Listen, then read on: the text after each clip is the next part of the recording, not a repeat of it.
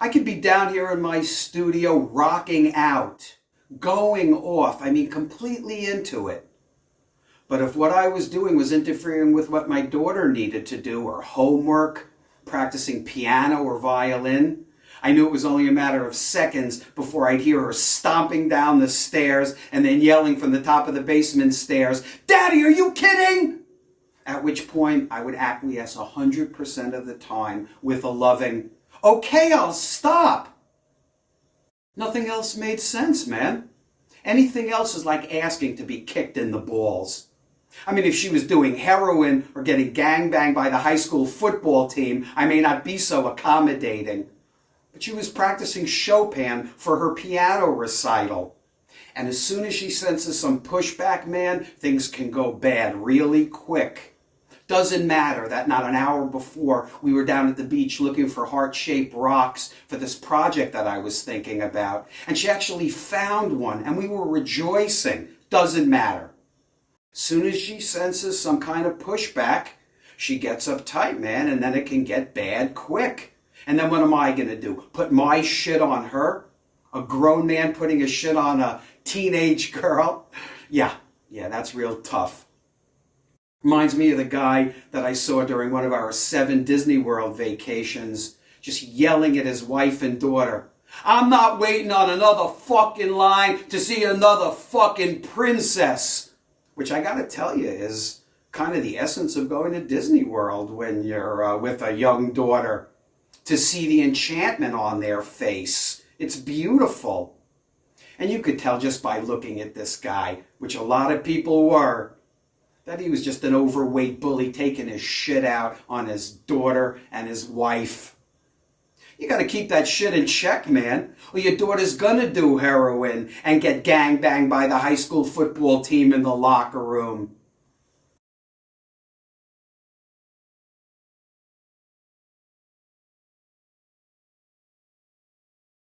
Check.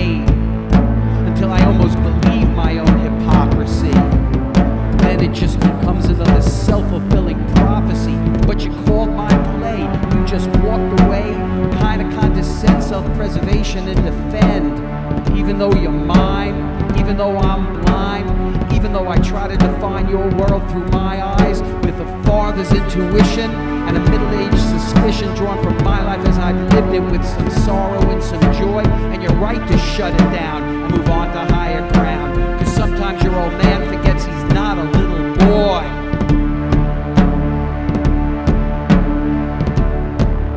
I remember my disgrace. My mother's hand across my face. I think that's where I'm coming from. I ain't going there no more. Yeah, right, just like I said the last time that I lost my head and came at you like you were my enemy. Miss you, but then again I know you will, but just not when you're learning how to be and not to be. Called you back downstairs, could've let you go. Called you back because you gotta know I do the best I can. I'd like to be a better man. I know you understand. That's the way I planned it, earned it and demanded. Best follow the drummer, cause the drummer calls the rhythm. It comes down to authority, mine as far as I can see, and I can see for miles beyond the horizon.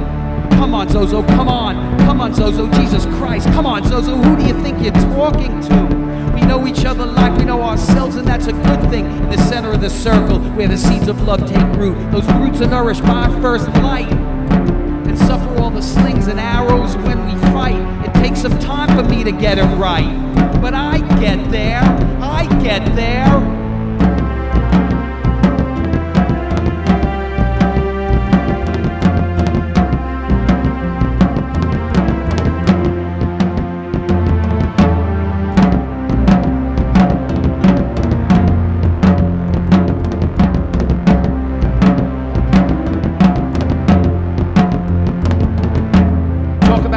In a righteous way, with an emphasis on discipline and how my mother taught it. Rivalry to trip the wire, set our family on fire, share the sacrifice and earn one more cause I fought it. You think it too, I know you do.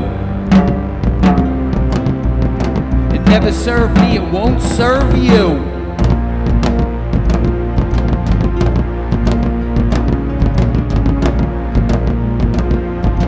Listen to me, baby, don't walk away. Come on.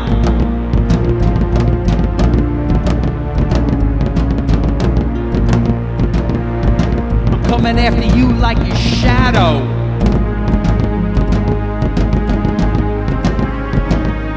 Not thinking about the future, trying to live day to day.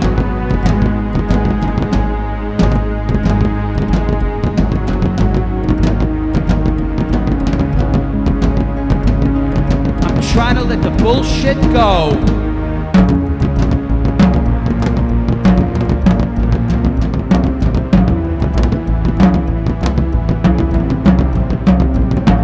How else can we know the measure of a man?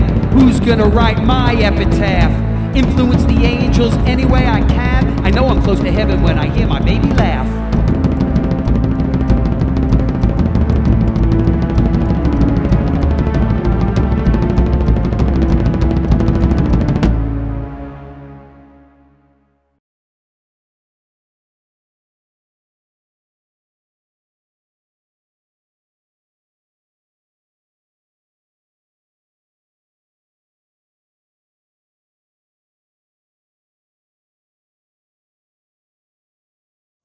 Some water?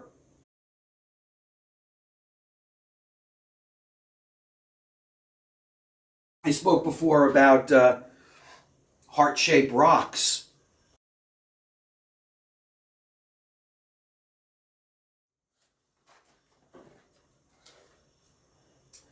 And this is the project I was working on.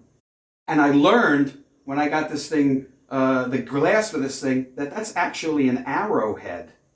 Could be like 3,000 years old, and I framed it with very old barnwood. Took like 2 years to find all of those stones. Not every day, but whenever I was at a place where I thought I might find some heart-shaped rocks. And I loved it. I thought it turned out really well. And even though my wife and I said that we weren't going to do anything for Valentine's Day one year, because that ship had long sailed, we were way beyond the feelings of Valentine's Day, I just thought, hearts, Valentine's Day, you know, why not? Beautiful gesture, see what happens. But as soon as I gave it to her, I knew it was a mistake. Just from the look on her face, this pained smile, and she said, I thought we weren't gonna...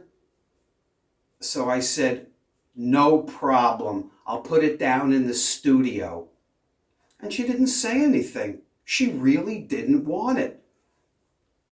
And I tell that story because first I wrote a song about it, and it's such an accurate portrayal of exactly where our relationship is. It's not easy to define a relationship, but that in itself is a perfect description of where we were.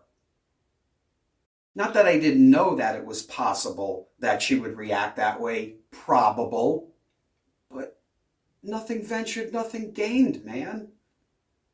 Families that share a positive synergy have a lot more good days than bad. And isn't that something to work toward?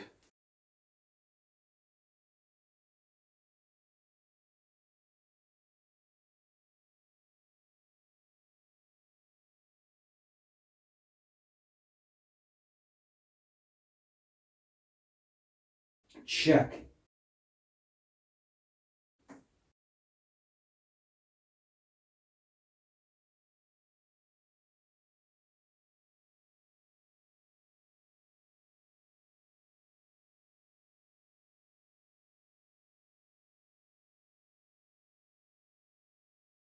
Yeah, help if I started it, wouldn't it?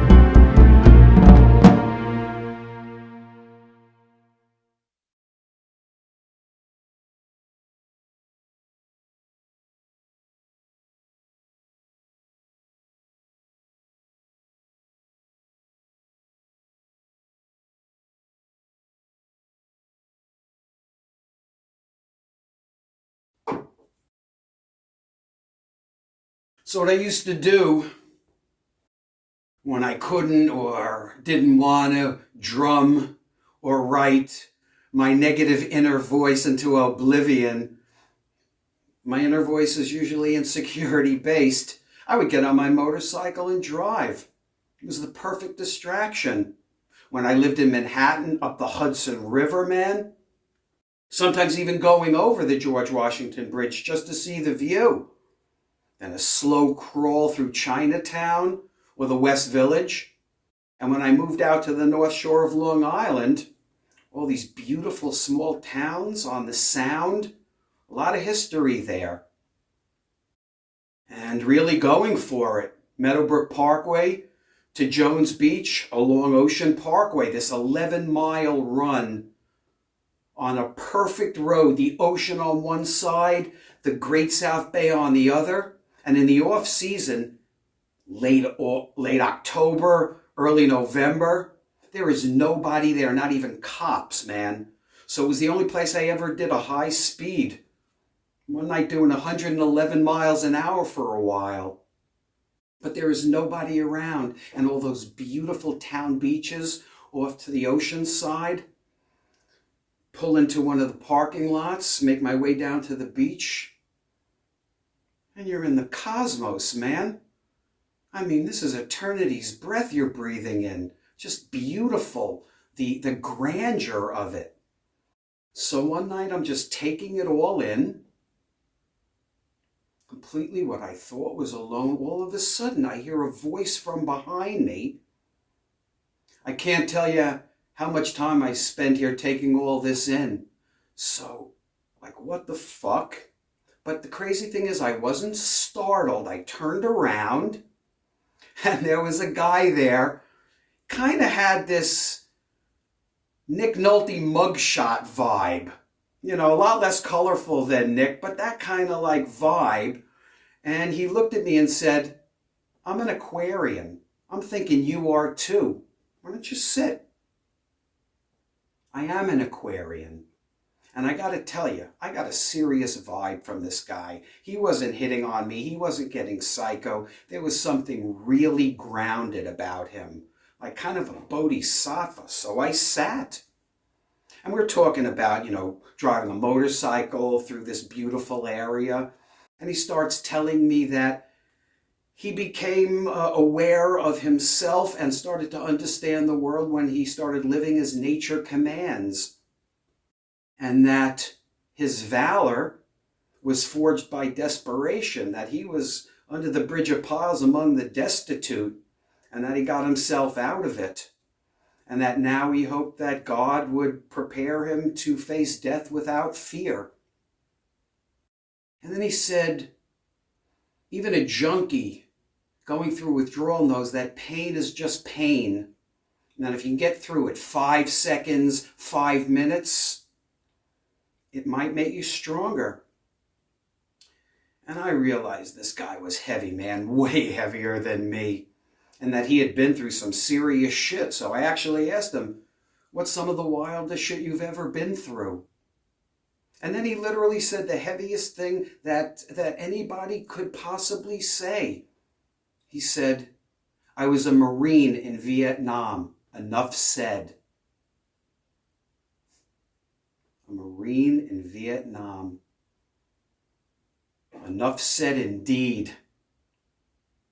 It wasn't until much later that I learned that what he was talking about was Stoic philosophy. But he wasn't just talking about it. He was the embodiment of it.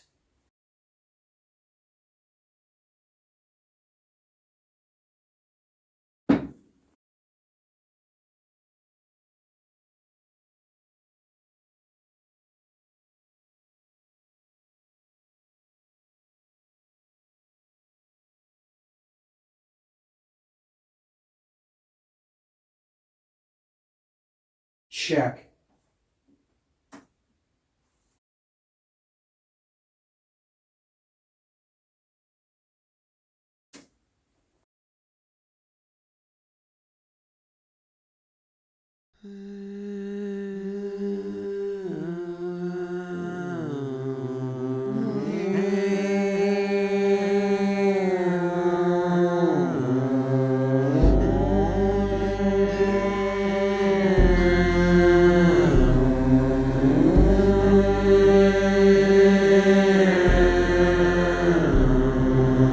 bull were attacked by a lion, it would defend us fiercely. Fear would have been forgotten long before the battle began. Nothing else matters when confronting a violent end. Not even time is affected, only the instinct for survival. When making the will of nature our own, we must accept the challenge, for it offers itself freely to the decrees of eternal fate. The trials we endure will introduce us to our strengths. What can be taken from us? There is nothing to lose.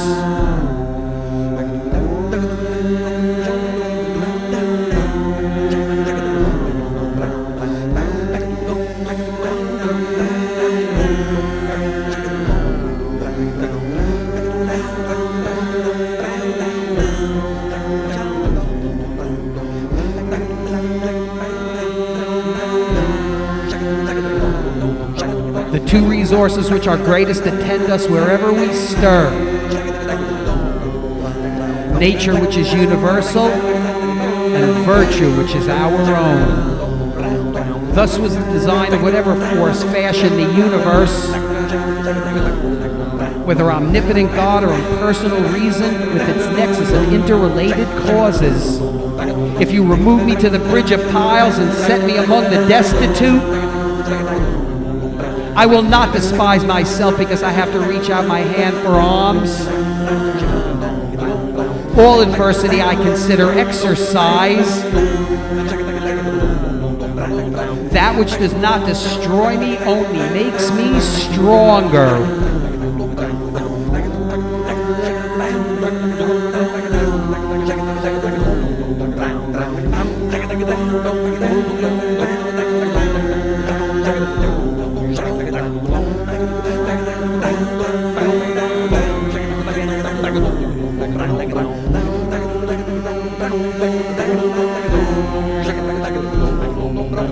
Valor forged by desperation is sharpest, focused with abandon, trusting nature's rhythm.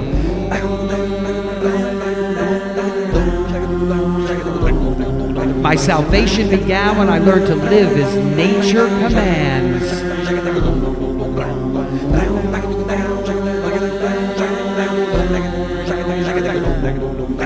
The world is ordered throughout by the will of God. Lead me, thou, O Lord, to the truth, that I might face death without fear.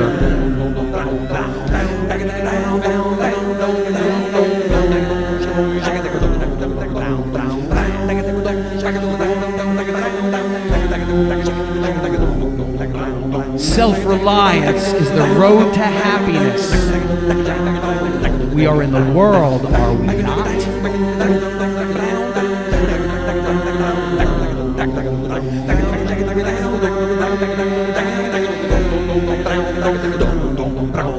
All life is bondage.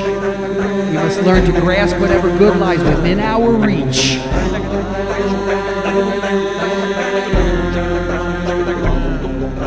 Sorrow is never so great that it can destroy the hope of one more day. The days of our present go by one, and each day is a stage for life.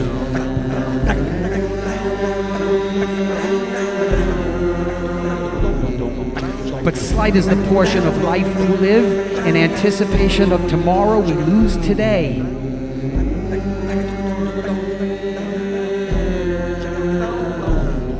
Don't lose the day in expectation of the night, or night in fear of the dawn. It is better to conquer our fears. For once submitted to reason, they are appeased forever.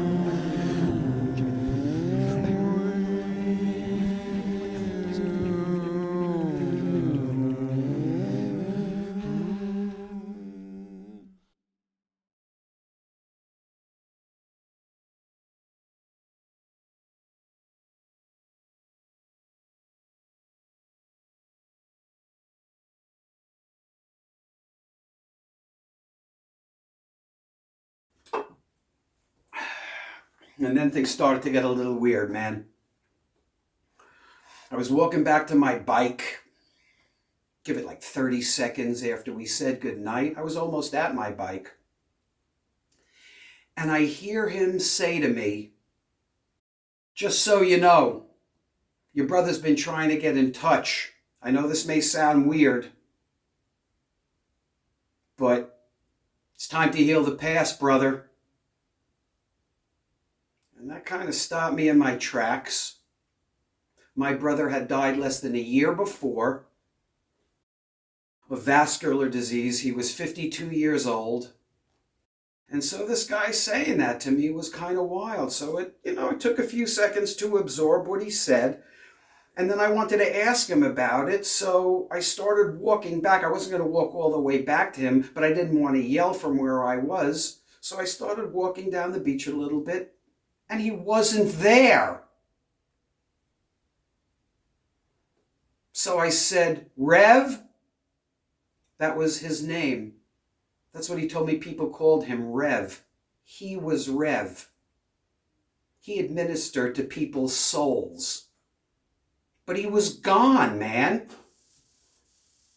He shows up unannounced and he leaves unannounced. It was crazy. But I didn't want to make a big deal out of it. I am under the cosmos, under a ceiling of stars at the Atlantic Ocean, and I'm just, holy shit, that was wild. But it wasn't even as close to as wild things got. A couple of months before I had my encounter with the Stoic dude, I started working for John Edward, the psychic medium. So the Stoic dude telling me that my brother was trying to get in touch with me, it felt real. Because I had seen John do things that are just impossible. You have to have faith that he was communicating with the deceased. You just really do. And that's not even the wildest thing, because maybe a couple of days, I don't know, after I had my encounter with the Stoic dude, I'm in a meeting with John and the executive producer, Paul, and we're talking about what, marketing or some production elements. And then all of a sudden things get a little quiet. And John turns to me and says, "Dude, your brother's coming through. He's knocking down the door. Do you want to do this?" And John telling me that was like, holy shit, I've seen John do things that are just like crazy. And of course I wanted him to do this. And then he said something that was impossible. The first thing he said to me was, "Your brother wants to know why you kept the gun." Oh my God. I hadn't spoken to my brother in 20 years. Then he dies. I get a call from the Los Angeles Police Department. Do I know a Peter Siegel? And as soon as they said that, I knew that he had passed away. And they told me what I needed to do. And when I hung up the phone, I really felt a weight lift from my shoulders, but in a compassionate way. I mean, why hold on to all of that history when he was gone? I mean, and I was sad, a little sad that he had passed. I mean, it had been so long that it was more of a surreality. And he was way worse than Wally Cleaver. Not a violent bully, but an unrelenting one. He did not have my best interest at heart. I just knew that. Growing up, no way. So we kind of lived in separate worlds. We avoided each other whenever we could. And sometimes it just got fucked up, man. And then he went away to college and got into hunting and guns. More importantly, he got into bodybuilding and all the steroids that went with it. And that was not good for his mental health, man. I mean, he was the original angry young man, and this shit just put him over the edge. No question about it. It's fucked up, man. And from there, one day I get a call from a friend of mine But first, the problem with steroids in him is I think he suffered from depression. And I think he was unsure about his sexuality. And I know he sucked a dick or two. He told me during one of the few conversations that we ever had. I'm telling you, we never had a conversation, but toward the end of our relationship, we were talking. I don't even remember how it started, but he told me that sometimes you have to suck a man's dick to get ahead in this world. And then he said to me, I bet you sucked a lot of cock in your time, and I hadn't, but I didn't want to alienate him after he's finally talking to me from a lifetime. So I told him this story when I was 8 years old and I had a sleepover with a day camp friend, Stephen Cotman, and we started tickling each other's peenies on top of our pajama bottom and then under our pajama bottom. And my brother said, you're telling me that didn't fucking feel great? And I had to admit it did.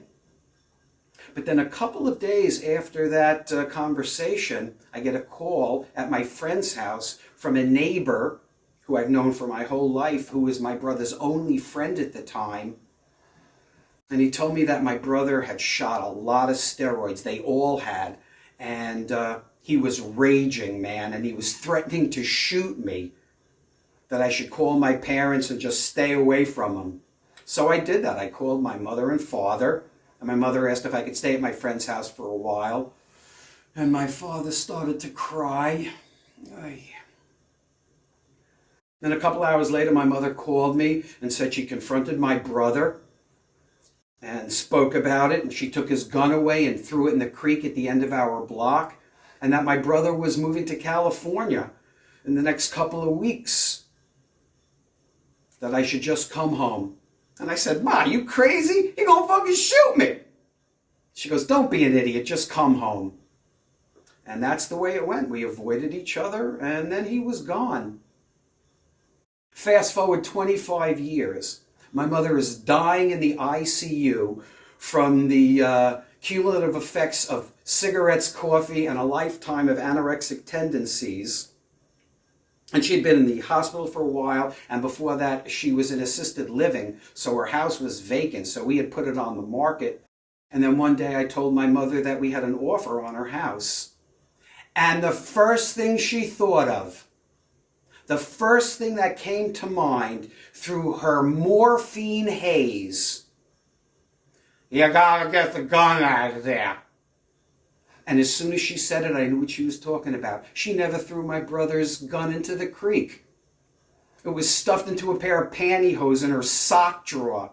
And then I lied and said that I handed it into the police in the no questions asked program. I mean, how could I throw that away? Like a family relic. It felt so weird in my hand. And that's the first thing that John said.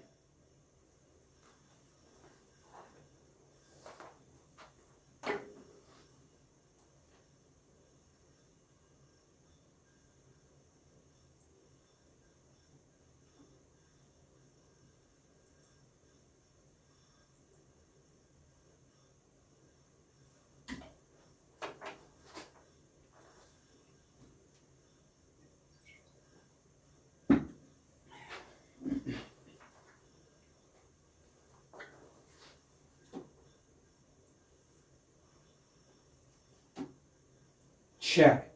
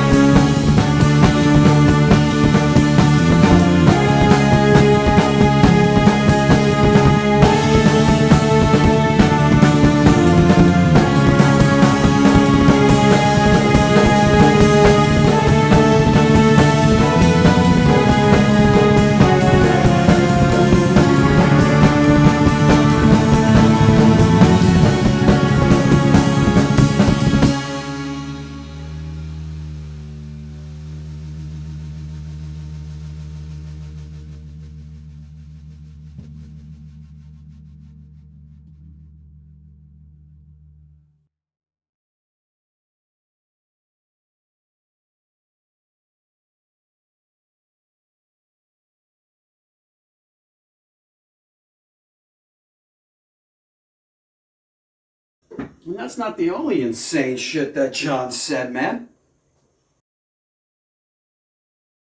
After the gun thing, he goes, I'm getting a Pete? My brother's name is Peter. That's how fast it happens. That's how real it is. Disarming, man. You just got to accept it. Then he said that my brother was acknowledging a hat, maybe near the gun, a military hat. John asked, do you have your father's Navy hat? Oh my God, man. It's right here. I keep it on top of a Middle Eastern drum that rests on top of the cabinet I kept the gun in. Oh my God. And then he goes, I'm seeing a ship, a picture of a ship. I won't take it out, but I keep a picture of the ship my father was in the Navy, PT 450, right near the hat. Like, oh my God. Crazy shit, man. My father's Navy hat. He wore it every day aboard PT 450. He was an ensign in the Navy during World War II in the Pacific Theater. That boat's job, that ship's job, was to bring the Marines on and off the island of Okinawa. The Battle of Okinawa, one of the most brutal battles of the war. Man, my father saw some shit, man. I mean, he wasn't on the island, but I can't imagine what that was like. It was definitely the most intense experience of my father's life before or since. I mean, that and family. And it was the only time he had ever been away until I was like a senior in high school and him and my mother finally went to London. They had a good time in London. Before that, came from the war, met my mother, had 3 boys, and had to keep a roof over their heads and food in their belly. So he started working as a traveling salesman selling industrial chemicals for a company called National ChemSearch. And his region was like Bayonne, New Jersey, and Elizabeth, New Jersey. God, man, a rough scuffle. Left my mother 3-4 days a week to raise her kids. Neither one of them had it easy. But after a couple of years, he started working in New York in the Garment Center, 40 years on the Long Island Railroad. Every day going in selling piece goods. Rough scuffle sales, especially when people aren't buying. That whole industry went abroad, but he kept going in, pounding the pavement. But he had my mother to share the burden. Once her youngest son was old enough to stay alone after school, I'm thinking like, middle school, around when his bar mitzvah was, when he was a man, she got a job working in the middle school as an administrative assistant and worked her way up to assistant principal. She was rough, man. Very strict in school and at home. A slap in the face standard operating procedure. Slap first, ask questions later. Sometimes you didn't even deserve it. Wrong place, wrong time. But my father was a classic path of least resistance kind of guy. And dealing with my older brother was a lot of resistance, so he just didn't. A lot of years of silence, and he let that silence be a buffer behind which he continued living on the path of least resistance. But towards the end of my father's life, he seemed content. I won't say happy, but he seemed content, even though he hadn't spoken to my brother in over 20 years.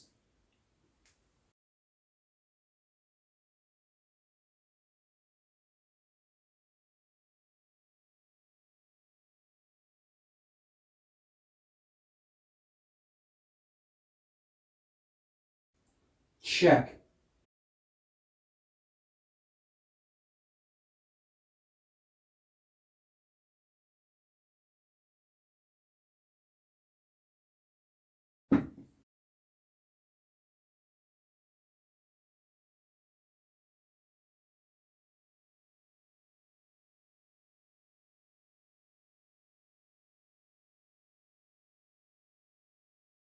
Hold on. Something's wrong.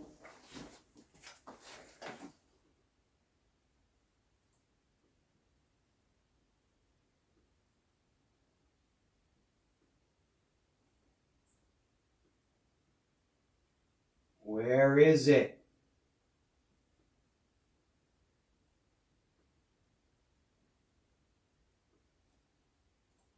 Okay. Sorry for the delay.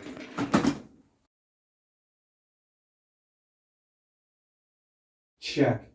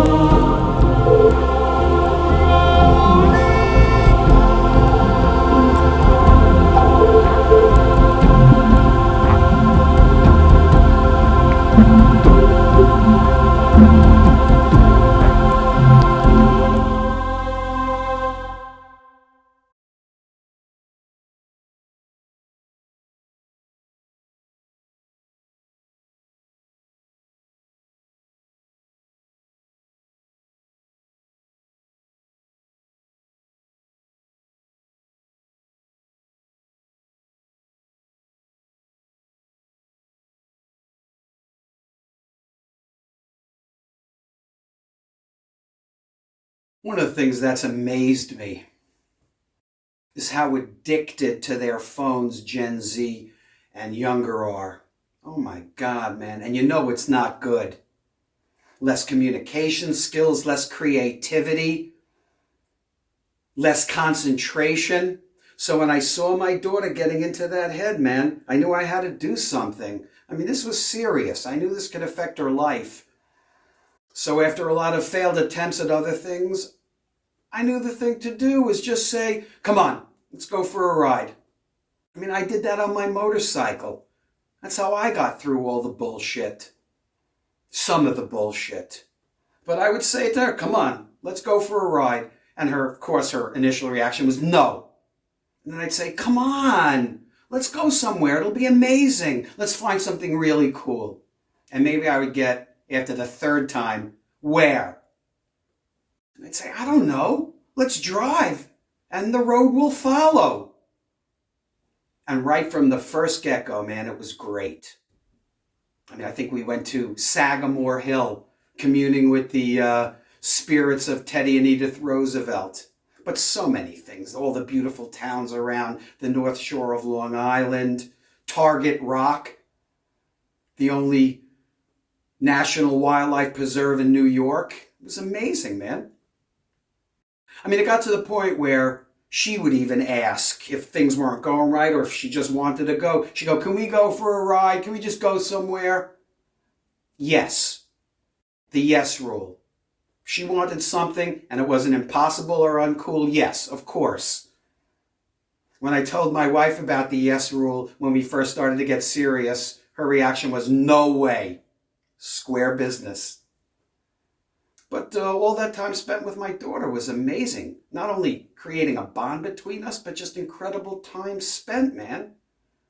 I mean, we would just go and end up at a place that we were meant to be. It was beautiful. So many things. The oldest churches on Long Island. The best dumpling places in Flushing. Like all of this stuff. And of course, Meadowbrook Parkway down to Jones Beach and Ocean Parkway, man. Straight out on a beautiful summer day. Windows down. Blasting Tool or Opeth, Jane's Addiction, Soundgarden, the wind blasting through the window in perfect sync with the music. I'm telling you, I don't know what was better. Driving on my motorcycle like a bullet through the night or doing that drive with my daughter. They were both fucking amazing.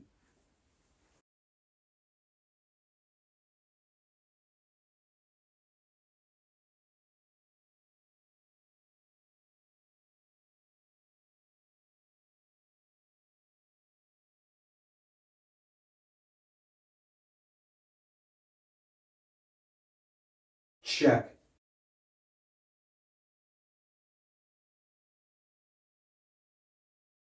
I don't know. I think I'm nervous doing this, so my mouth is like cotton.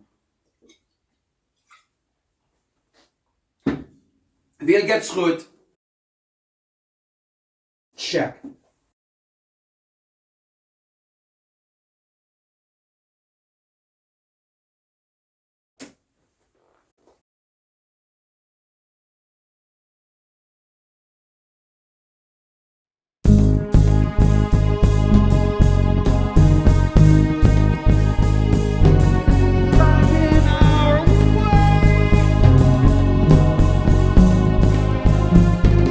Just getting and go.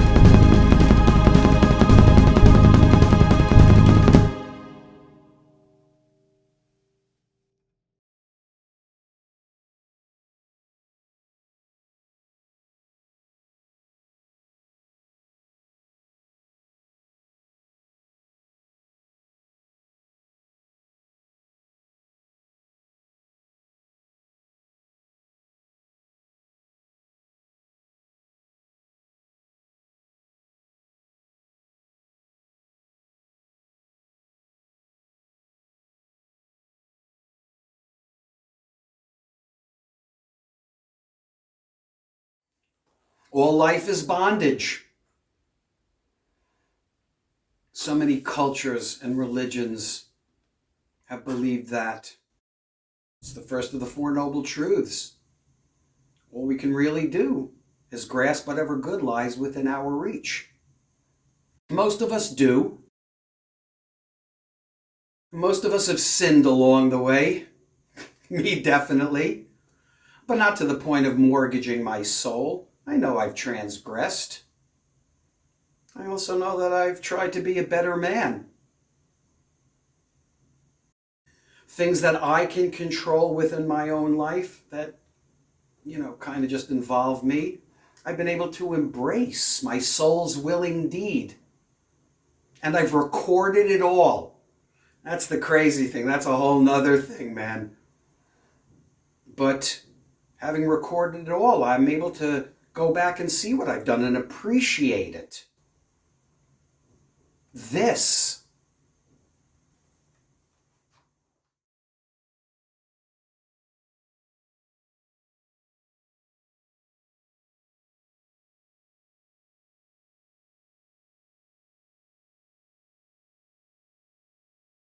check.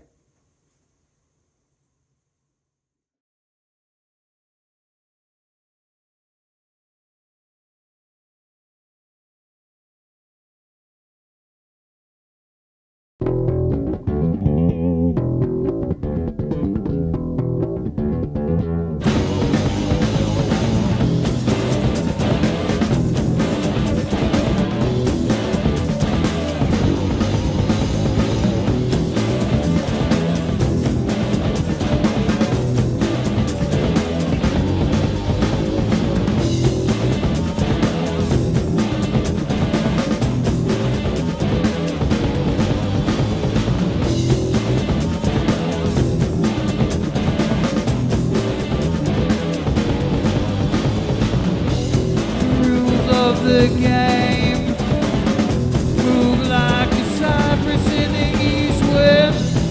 Wind's gonna blow. Hang on, try to ride it. Lining high, blue sky, see without illusion. There are times when a new beginning, all the years change.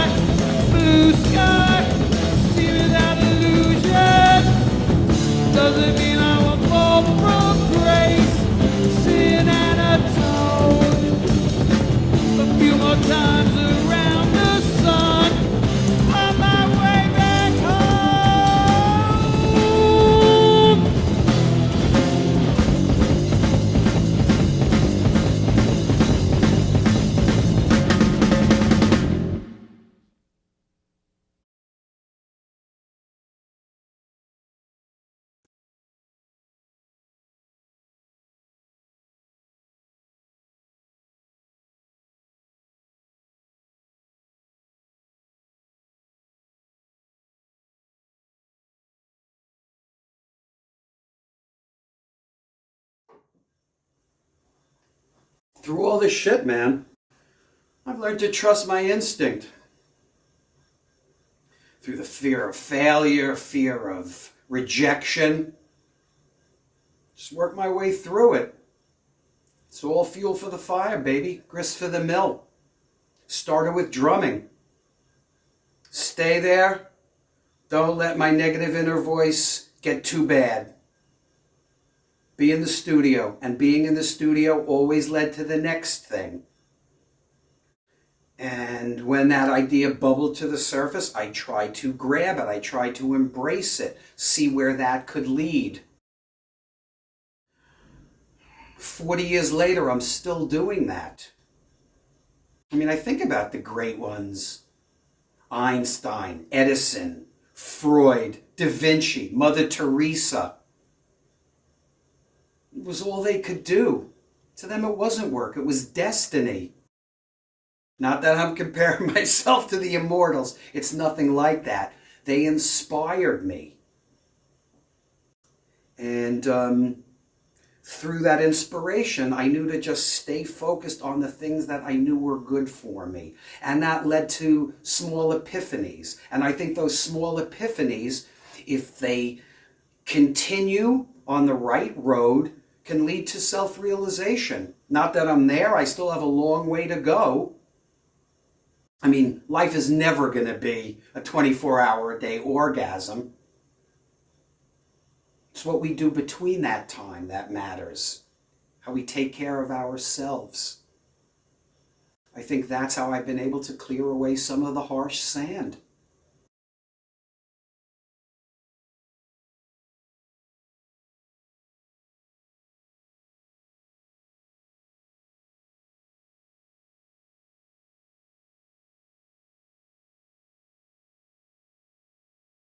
Check.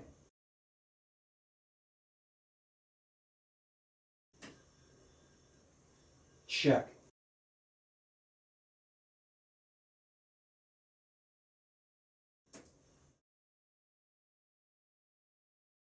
Bag the weed, the gong get on bag the weed, tag the gong get on bag the weed, tag the gong get on bag the weed, the gong get on bag the weed, the gong get on bag the weed, the gong get on bag the weed, the gong get on bag the weed, the gong get on bag the weed, the gong get on bag the weed, the gong get on bag the weed, the gong get on bag the weed. All the needful things and all the dreams of day to day. So we shotgun and the radio starts to play. Roll the windows down, small town sounds in the background. Just gotta breathe. Keep the rhythm steady. Like a cello player in the subway station, playing through the number 9. Knows life is a compromise, but it's more than that. Doing what you were born to do and having that sustain you.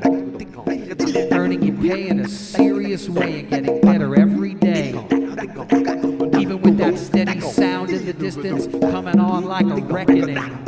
Soon to overtake him, his mind starts wandering. How can I accomplish anything? The mood is lost, the people gone, the song unsung.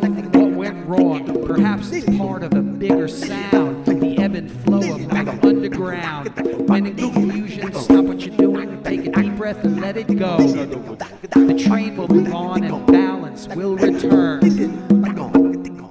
The wheel keeps spinning and it won't slow down, waiting for the melody to come around. It won't turn back and it won't stand still. If the thunder don't get you, then the lightning will. Timeless our union, said Jeremiah. Throw my soul into the fire. Let it burn for 1,000 years. The whispers above the echoing.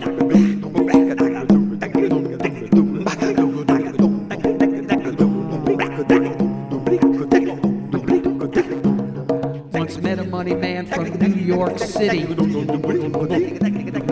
Already found what he keeps looking for. $20 in the slot, cut away the upswing. Back on the street through the back door. Ain't denial and you're not on trial. Even saints have worn leather shoes. And sometimes it's worth paying for your disgrace. tracing the moonlight on the bayou. Especially when the rhythm flows so naturally. The words fit like skin and breathe so easily. But then the music all around starts sounding empty and vain. And the poor old many man's got the gray sky blues again. Not everyone can guide us. Many more lead us astray. Cain walked through the fire. Sometimes we find our way.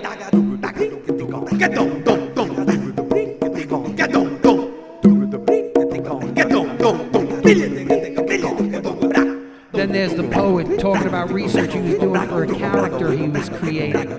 Tranny hooker from the meatpacking district with nothing to talk about, but if I was dating. The rest is a story as old as sin. Prayer and shame on the lips of the dead. He didn't understand that I just wanted to talk. He just thought I didn't know what I wanted. Do you know any jokes about your profession or anything funny you can relate? He just stared into space, make him run down his face, and asked for a third time if I wanted to date. Yeah, just what I need, a little round the world from a toothless bearded junkie. But it had been a while, and those big fake tits were looking pretty real to me.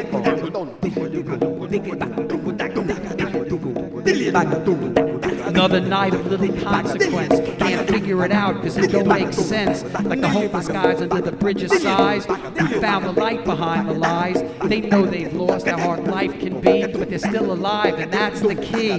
The end of innocence, cried Jeremiah, who wrote the words to the Song of Desire. Better to sing a different tune.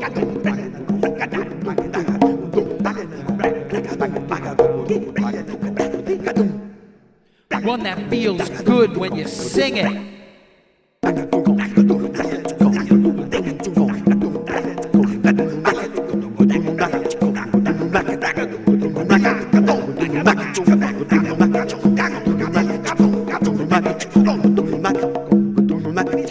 You look back, there was a time when you looked for answers and you felt blind, but now it's all right because the answers found you. Kept it together and the rhythm grew. End of innocence, cried Jeremiah, who wrote the words to the Song of Desire. Lion came forth from a dream, lay down next to an innocent child who must learn the ways of the world.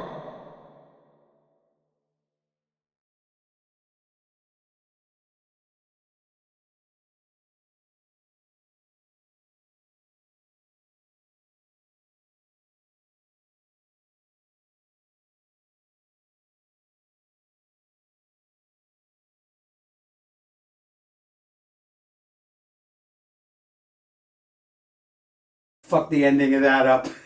Oh well, rest was good. No love songs, right? I've never written a love song. I started writing songs after that phase of my marriage was long gone. God, do I hope one day I'll be able to think about writing a love song. Got a whole pocket full of non-love songs, though.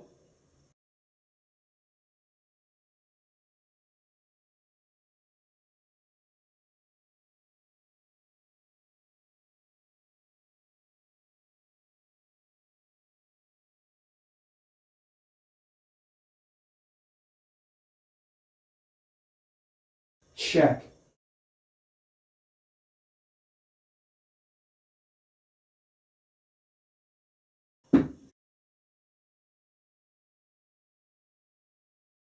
Check.